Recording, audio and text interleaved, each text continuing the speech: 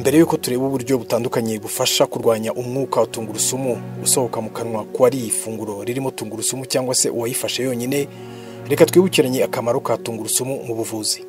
Tungurusumu ifite ubushobozi bwo kurwanya indwara zimwe na zimwe zifata imyanya y'ubuhumekero nk'ibicurane n'inkorora. Mu bigize tungurusumu, urubuga healthline.com rwemeza ko harimo ibifasha umubiri w'umuntu kurwanya ibibazo by'umuvuduko w'amaraso ukabije, kugabanya ibyago byo kurwara umutima, gufasha uturemangingo kutangirika vuba, bikaba byafasha umuntu kuramba n'ibindi. Nyamara iki gihingwa kijya kumera nk'igitunguru, iyo umuntu yagifashe mu mafunguro cyaba gitetse cyangwa se ari kibisi, usanga gitera umuntu gusohora umwuka utamerera abantu benshi neza igihe bamuri hafi. Niba rero ukunda tungurusumu cyangwa se amafunguro arimo tungurusumu, ukaba uzi neza ko abo mubana cyangwa se abo mukunze kuba muri kumwe kenshi nko mu kazi cyangwa se mu nzira mugenda bakaba badakunda umwuka usohoka mu kanwa kawe, dore uburyo ushobora kurwanya uwo mwuka. Niba ukunda kurya tungurusumu iri yonyine, ibyiza ni ukuyifatana n'urubuto rwa pome cyangwa se apple.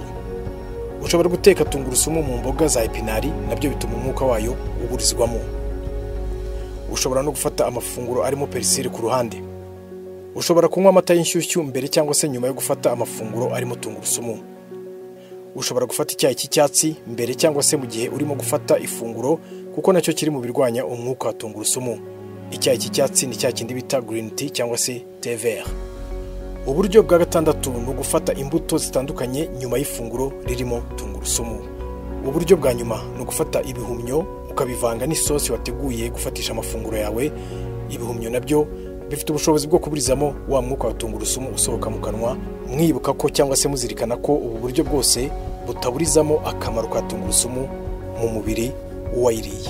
Icyo ubu buryo bufasha ni ukugabanya wa mwuka cyangwa se kuwuburizamo wa mwuka usohoka mu nda y'uwayiriye ugasohokera mu kanwa. Abantu benshi babibwira ko ari umwuka uri mu kanwa, kandi nyamara siho ubuturuka, ahubwo ubuturuka mu nda.